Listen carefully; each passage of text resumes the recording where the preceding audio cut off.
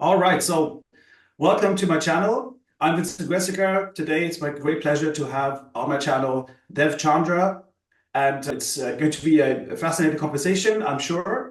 We have a lot in common, a lot of things that connect us in terms of what we do. And without much further ado, I'm going to ask Dev to introduce himself in a second. Just as a few words to start off with, his background is very fascinating. He has a background in engineering and in the US Navy, and then a bunch of other experiences around consulting, and finally as an entrepreneur. And with having said that, I'd love to give you the opportunity, Dev, to introduce yourself and tell our listeners what you do and what has been your journey so far. So I run an agency called The Process Hacker. We help B2B agencies and service providers get more efficient. So basically, we do that by installing systems and automations in their business. And so I also have a blog that talks about operations, automations, and systems. So love this stuff. It's been a lot of fun. Yeah. So it's called The Process Hacker. Yeah, it's That's Process what your Hacker. business is called, Mhm. right? How did you come up with this name? I actually hired a coach, which I wasn't like the biggest fan of, but that was a long time after. But he helped me like on a name, look up domain names, and figure out what would be a good one, and that one just stuck. So Okay, originally, cool. I was a And productivity blog, and that's why the Process Hacker was like a blog. But now it applies to what I'm doing now, which is cool. So right. Yeah. Of course, today we're going to talk about operations, processes, efficiency. There's a yeah. lot of similar things that we're doing. Mhm. So we're going to explore that and some issues, KPIs, success stories, maybe Yeah. some stories where things didn't go that well. But maybe to start off with, is this like one that comes to mind that you think most people don't know about processes and efficiency, or they have a wrong idea about it? That would be interesting to me. Yeah. So a lot of people, when they're a solopreneur, they keep everything in their head, right? Like you might have you're good at your business, but you're a freelancer. But if you're trying to scale beyond yourself, you need to document, you need to take Loom videos. And that's the first step, right? So that's the first step of processes, just getting it into a form where somebody else can take what you give them and then build on that, right? And then if you want to automate workflows, you have to kind of the processes in your business and then see what you can get rid of because there's a lot of stuff what we're doing that can easily be automated away. Yeah. This is obviously something that you do yourself in your business as well, right? Maybe you have a few examples of this. Yeah, so like one automation I use is so somebody will submit a survey on my website. I have ChatGPT analyze their business information, go to their website, figure out what their business is about, what are the biggest issues, and then put it into a Google Doc for me. And then I get to look at it, edit it, add my own inputs, and then we send it out by email. And the automation does that automatically, right? There's certain automations like emails, like applies in my inbox. There's other automations that can help me start a blog from an idea. There's automations that help me Mhm. start a LinkedIn post from an idea. Um, there's a bunch of, you could do social media. You could do, okay, this action happens in my CRM. Now I want to take this action in my database, right? So there's all these things we can design to just get rid of this admin of moving data from one thing to another thing, which Right. even prompting ChatGPT, you can automate that. So So maybe take us through a little bit. This is really fascinating. So you have the survey mhm. and you send it out to people, or they end up on your website and they just complete it, and then what happens then? Yeah, so usually the survey is done when you're trying to get a consult from me. So in order to get a consult from me, you got to fill out the survey. So then I can like analysis, figure out what your requirements are, and then we can give you a proper, your business. So This is usually entrepreneurs you mentioned, but they have teams as well. They work in teams or they have employees. it depends. It can be anyone from a solopreneur to like a startup that like I typically the max I've worked with is a 50-person startup. But Mhm. there's two services that tier differently to a solopreneur to somebody with like a handful of employees versus someone who has like employees. So there's different levels of survey, but this or of service, but the survey is the same. Yeah. Okay. What are let's say, what's different about these different sizes when you, with these customers or with these clients of yours? Yeah. So the smaller size is they have less of a budget. they tend to want to do it on their own, but maybe they're struggling growing beyond themselves, or they're struggling to just do some basic implementation. So there's not a whole lot of work, but it's really Mhm. at the lower level, it's more coaching and then just giving them the tools they need to go implement it on their own. So it's a cheaper service. I'd say it's more of a coaching model. The Mhm. higher tier service is the CEO is super busy, team is super busy, and they have extra budget. They just don't have the time to implement it themselves. So then we do all the implementation, we train the team, and with that size of company, it's a no-brainer because overnight the company gets more efficient. Yeah. Yeah. Well, busyness is always a huge factor. Something that I've seen many times. It's so difficult Yeah. to just take a pause, look at these structures and these processes and how things are being done and optimized. I mean, obviously a huge thing. And then taking something out. It's something that I noticed, I would say almost a long time ago, but it's become somehow even more pronounced, I would say, this busyness that is Mm. just so much going on at the same time in companies. And I work with companies usually who are already certain growth stage. So let's say from like 10 revenue upwards to 500 million revenue per year in euros. And but it to me that there's more things on at the whole time. So before you can actually work on something and you can actually optimize something, you need to look at what are the things that you can stop doing first, Yeah. because otherwise people have no time to actually work on these things, because we as consultants, we're not the ones actually then implementing. I mean, but of course, to make change or the transformation sustainable, we need our clients and their employees to take this really on board and then perform these tasks. And while they're learning how to optimize, how to make something more efficient, and then at some point our job is done, and we move on next project or client, or maybe another client. Yeah. Yeah, man. True. Um, Like, yeah, I would say like it's just the busyness. Like you gotta really show people that this stuff that you're doing is gonna save them time and ultimately save them money. And that's really the benefit for them. And usually with my yeah. more expensive clients, it's like the more pay, the more they're taking it seriously because they put a lot of money into it. Yeah, the that's a good point. Of course, if Mhm. you want to make work and you're investing, then you will take it seriously as well. This is actually mentioned that because this is sometimes the challenge when you work with bigger companies, Yeah. that the relationship between the investment and what people are doing is quite, I would say, of course, because the investment into this work comes from somewhere else, and then the employees have no relationship to this budget. So it's actually more of a challenge than to get ownership, and be working with to understand, okay, what's actually with them as well, right? Yeah, So it's the best way. Yeah. it's all about size So of go company. I ahead. think like with what you do and you're working with really big companies or a lot bigger companies where it can, yeah, like a lot more unrelated. But with me, I'm working with small, like startup or like small businesses have like everyone's working jobs, right? Like it's different, just I think. Yeah. What's interesting, or would be interesting to see, what are the elements in the types of automation that you do that could actually also benefit these bigger companies? Because what from my experience is that there's a lot of little tasks that are being performed, and sometimes people don't even know why they're being performed anymore as well. But they think they're important, or they've been told they're important a long time ago. And this plays again right into this problem. How do you optimize something when people are already so busy?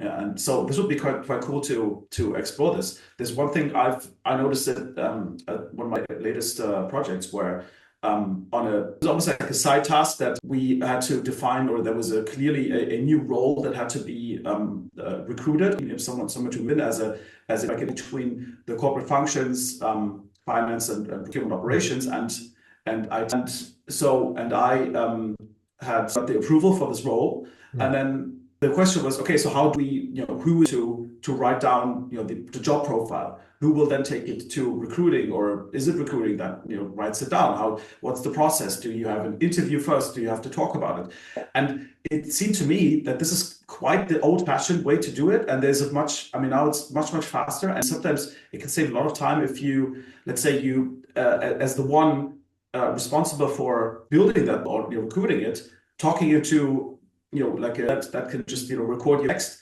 put it into ChatGPT, okay, please, write down a proper role for this and, enrich it maybe with some, best practice kind of thing. And then your profile, which is probably sufficient in, not 50 minutes or something. And then you can save all that time, working on it, and you can hand it over. But of course, it's whether this is what people want to do or whether they say, well, I have no idea about this and I'm just going to hand it over to recruiting. But then, it's going to 2 weeks maybe. Yeah, I mean, you go from like have something job profile and then have it posted right away.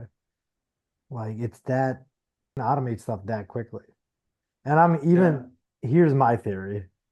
I bet some of these sites now, like Indeed or Jobs, have the ability to use AI to create job postings like in the website. Like I'm sure they're like, hey, tell me a little bit about the job, blah, blah, blah. Yeah, it can do that and I could automate stuff. So there's a lot of possibilities. Yeah. And what are the let's say processes that you mostly focus on that you help automate? And what parts of the business, or what kind of, we think about sales, operations, or fulfillment, or finance? Yeah, so a lot like just all across the board. Like I do an audit of the business. In the past, I've really focused on CRMs and really having the sales team like improve their use of the CRM, like whether it's upload or even their good practices for email and tagging and then follow-ups, and then from there, like in ops, really having good project management tools or databases to track tasks company, and then from there, like especially in marketing, you could do a lot with social media automation, and then for finance, like automating invoicing, or maybe it's emails to suppliers or stuff like that. So it's just what is the stuff in the company and what little, like what you don't want to do too much. You want to like really just take a quick look and be like, okay, we could do this. And then people get used to the automations. And then over time, they're like, oh, we could automate this, and then it's this, and they get more ideas, right? And the project grows. The other big thing is really improving the integration of existing systems. So really, the thing about these tools is like you can integrate a lot of these tools together, whether it's Slack, whether it's a project management tool or a CRM, right? These can all be integrated together with Google Drive, which is huge, right? And then on top of that, the data flows can be automated between the apps. So there's a lot you could do just by, there's a lot can be done. Yeah. You mentioned something cool, which is that, of course, you don't want to do too much and you don't want it to start too big. So it's like really about, people call it, less is more sometimes, but also it relates to, but my thinking or my experience as well. Take something out that gives you a bit more space, like breathing room in the organization, so that you can actually say, okay, so now this person or people are saving 2 hours a week. Let's say, okay, that's at least 2 hours where you can say, okay, let's focus, let's use that time for something else. And then also thinking about something really important, which I've built into my approach, which I call apt, analyze, transform. That's how I approach it. And the prioritization essential, right? You have to first understand, okay, so what am I actually focusing on? What are the processes? Where can I see that this is basically the most, let's say, maybe it's decreasing. Always a question of, okay, is it transactions increasing that might make it a priority? It might make it, might be because it's just very complex or unnecessarily complex, maybe, or so that's why I approach it. You can actually this transformation stage where you then pick out certain elements where okay, sequence and how to actually move forward. Does that resonate with you, like in terms of the approach? So you're saying apt, which is analyze, prioritize. I mean, I did it like you audit the business, you figure out what the biggest like levers are, right? The biggest levers you can pull, which is like prioritize, and then transfer. So I definitely have a similar model. Yeah. And you have a process model that you use, or is it like in your head? Okay, so I'm here now, marketing, sales. What do you mean, like process model? Like, do you like we have so when background is in consulting for companies, then when I was working for Accenture and there were end-to-end processes like order to cash or procure to pay, and then within even the different functions of a business, then there's sub processes. Of course, with a bit so complex that you have to like a proper, almost like a map where you can say, okay, where are we now? So this is what I mean. Yeah, so I definitely look at a business as a bunch of systems, right? You have marketing, you got sales, you have the fulfillment, you have customer service, and then you have like finance, right? And ops, and then HR, right? So there's these systems, business systems, all relate, and you have leadership too, which is like or management, like okay, dashboarding, project management, like kind of under ops. Actually, I would put that under ops, right? So you have these different systems, and each of those systems have processes within it. So it's similar, where I look at it like, okay, in marketing, like content creation, content distribution, right, or lead generation, right? With sales, you have, or you could say lead nurturing is in a sales process. Sales calls, setting calls, right? Those could be different processes. In fulfillment, it's okay, when the sale is made, what is sale being made to the product or service being delivered, right? Customer service is there if it's like an ongoing service, if there's any, which you could group together in fulfillment, right? Having success managers, or whether it's having tech support, whatever your business requires. Finance is there to make money, right? Making sure the accounting is done right, revenues right, what all sorts of things. Ops is there to project manage, to manage team collaboration, have meetings, have data reporting, scorecarding, all that stuff. And similar thing with HR. I think that those kind of go in a similar bucket. So a lot of businesses break these systems into different ways. Like some people will combine areas of business into one system. Like marketing sales is combined, depending on the marketing sales system, or if it's separate, right? Just depends on the business. So yeah, that's the look at a business, like a bunch of systems, and then each system has a bunch of processes.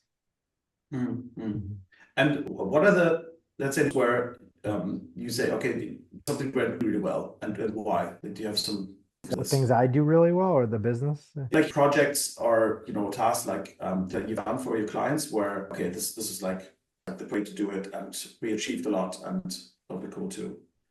Are you saying understand. like things that I've done that have had really good results, right? So I think Yes. big implementations is if you business, right, when you do an audit, it could be missing certain systems, it could be missing certain tools, right? And so some of the biggest levers is just giving tech stack recommendations and then implementing parts of the tech stack in accordance with the processes, right? So whether it's like you don't have a project management tool and you're doing all your task management in Slack, so then it's like, let's get a management tool, let's have tasks, let's assign to the right person, that type of stuff.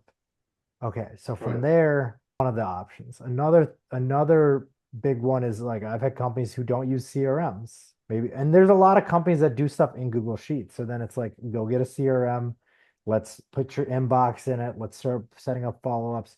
A CRM is also an analogy for email marketing. So maybe you're using a CRM, you might use an email marketing tool if that's the right business for you. Send out emails, we can automate emails and whatnot, right? So these like recommendations are huge. The big one is obviously adding an automation app, right? Using Maker Zapier in the back end, and really having that as the tech stack. So a lot of times I've noticed is the systems in place, they're working, business is making money, but they're not optimized. They're not using the right tools for the right job. So the thing is, use a hammer to hit nails, use a wrench to turn bolts, right? So the thing is, companies might use a wrench to hammer nails when you shouldn't be, right? And that's really the issues I've been seeing, especially with like a lot of heavily used Google Sheets or Microsoft Office, right? Those are the big like things to the of their productivity, their efficiency and collaboration, because there's a lot of other great tools out there, Yeah.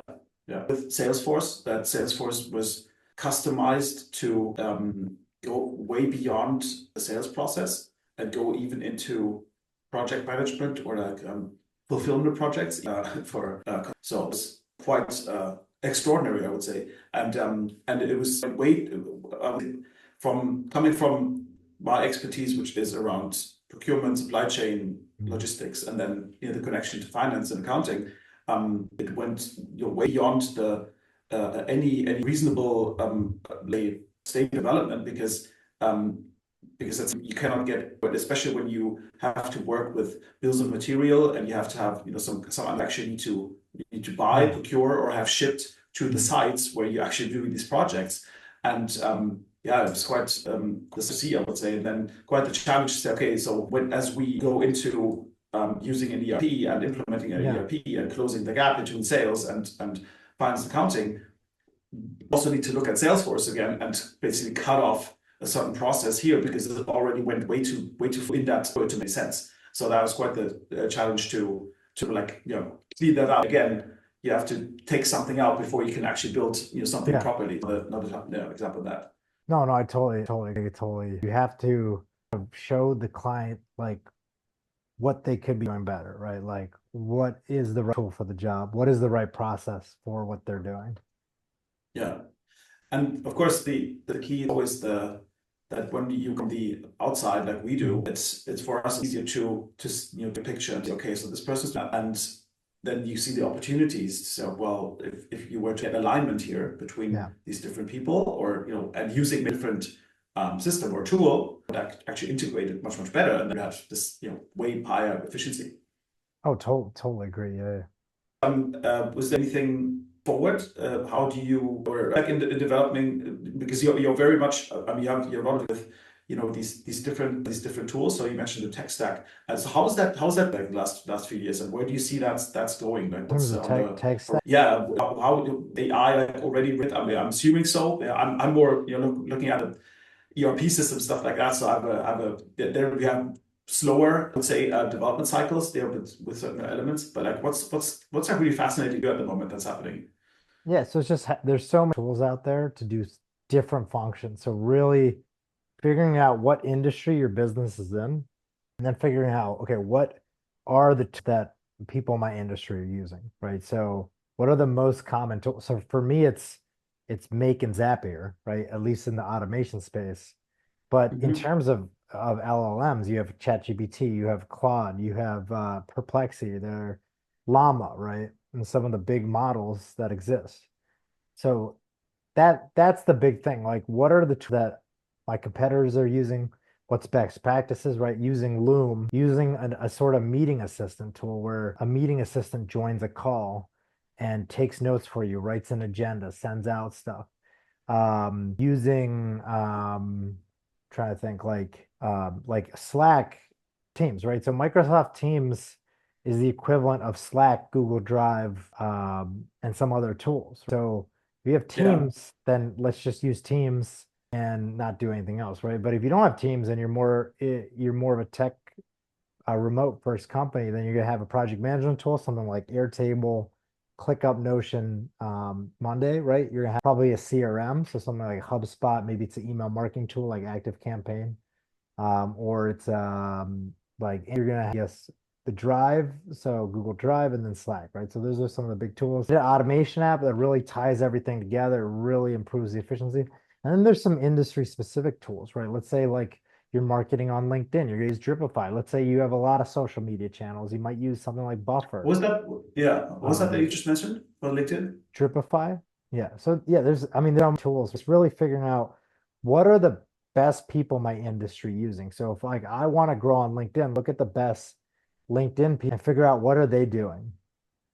And or like if I'm in the space, which is what I'm at, what are people in my space doing? Well, they're using automation apps, they're using really good project management tools, and they're using really good language models for different purposes, right? And that's where the success is. They're using webhooks. That's another thing, right? So then that's the big thing with what I do is I figure out what industry is this person in, right? If you're in e-commerce, you're going to use Klaviyo for your email marketing, right? So that's a lot of really what's the best stuff, and then how do I use the most out of the best stuff? How do I get the maximum usage, Yeah, definitely. And would you recommend thinking what would be your recommendation for someone who's just starting as a, let's say, a solopreneur, maybe thinking also what would to just like start, like maybe like apps or tools that you say, okay, this is like absolutely essential, but also I'm thinking maybe there's also a relationship here between someone who's starting as a solopreneur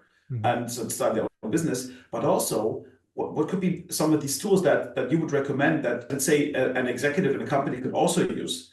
Because I think there's a lot that is, my assumption is, or what I've seen, there's a huge opportunity for executives to become more efficient around all these things as well. Because I think a lot of things that they don't even know that they exist yet. And then you have that business problem, that you have the structures and the meetings and you have the OKR process and so many things that are happening in these big companies. So that would be interesting, I think. So there's two ways to go about it. If you're a solopreneur, I would say you don't need Slack. You're not communicating with anyone. But the best place to start is having a good automation tool. So like and database tool. Either Airtable or Notion. I love Notion. A lot of other people like Airtable. These tools are both like a way better version of Sheets. Like there's so much functionality with Airtable. You can do notes, you do different type of databases. You can automate a bunch of things, and then you have the automation app like Make, right? And then depending on what type of business, it just depends. So at that point, I would say it just depends. It really depends because the recommendations are all different then, just depending on industry. So and what the functions are of what the person's business is, right? If you're an executive, you should get an assistant because you can afford one or an ops manager or somebody, and they should be the one that should be helping you become more efficient. You're just too busy, right? So the big thing you can do though as a CEO or as a solopreneur, if you don't have an assistant, is track your time for 1 to 2 weeks. Really figure out what are the activities you're doing that can, and then I have like a framework called like I have a framework. So look at tasks in terms of what level in the business is the task for? So is it a admin task? Is it technician task, like something like a skilled activity? Is it a managerial task, like managing projects, this or that? Or is it an entrepreneur task? Like it's growing the business as business, right? Then look at it in terms of deep work, shallow work, maybe it's meetings, right? So what kind of energy does it require for that task? And then what do you want to do with that task? So do you want to delete it, right? 80-20 rule, it's not even worth it. Do you want to systematize it, meaning create a process around it, automate it, maybe it's something admin related, or you could systematize and automate. And then from there, it's like if you're CEO, okay, or so if solopreneur, you more likely outsource something. Maybe it's like you're cleaning your apartment, these things on LinkedIn that you don't have to. And then the last thing is delegate. If you're as a company, you delegate something to someone who's more appropriate for it. And that's the biggest way is just doing that audit of your time and then figuring out where to go from there. Yeah, that makes a lot of sense.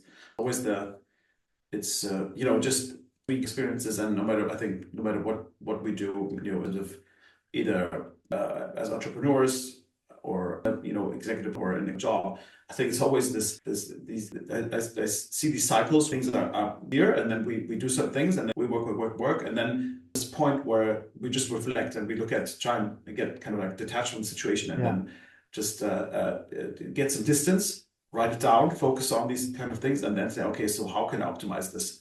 And how can I? This is really, really essential, I think, because you get out of, let's say, the time you spend on certain things, it's not really in alignment anymore with the actual strategy.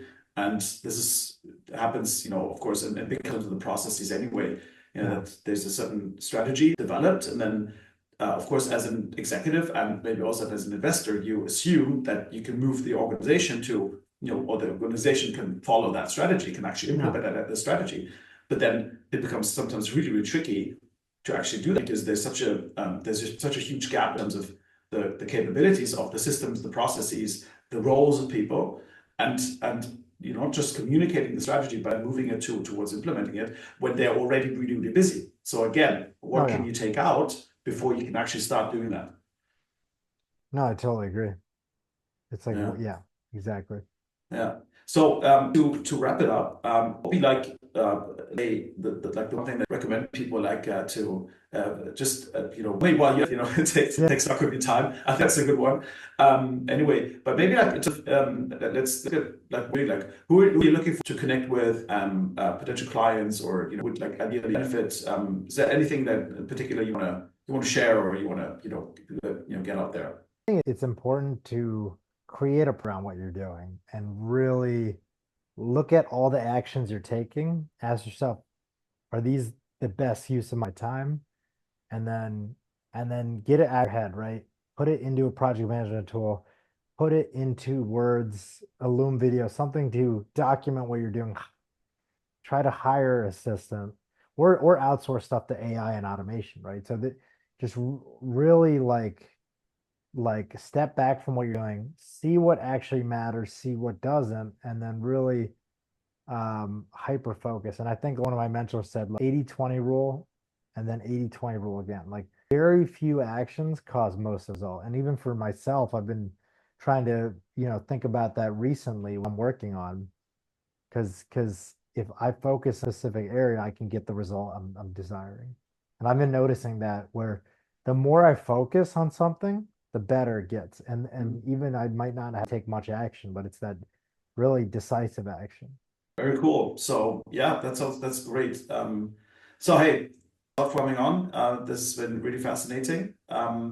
Yeah, watching this and found this valuable, please share and subscribe to this channel. Reach out to some of these things resonate. I mean, we are also in those different parts of the world and maybe have a bit of different focus, but I think I really want to at some point pick this up again and where some of the more the connections here. I think there's definitely a potential of moving that stuff onto the bigger companies as well. I suspect there is, but that's Oh, probably something. right. You could apply it to Uh, at least CEOs of big companies, right? They seem really busy, but they really busy or are they working on all the right things? So yeah, yeah, yeah. Also, I'm really to because I come from these corporate functions and business processes and the big ERP systems. I really wonder, and there's something maybe to next time to say, okay, what are the also additional automation? There's a lot of process mining stuff out there as yeah, well, yeah, but maybe for another time. yeah, So for sure. all the best to you. All right, Appreciate you thank coming you. on, and Thanks for having me. we'll talk soon. All right, I'll see you soon. Cheers. All right, bye.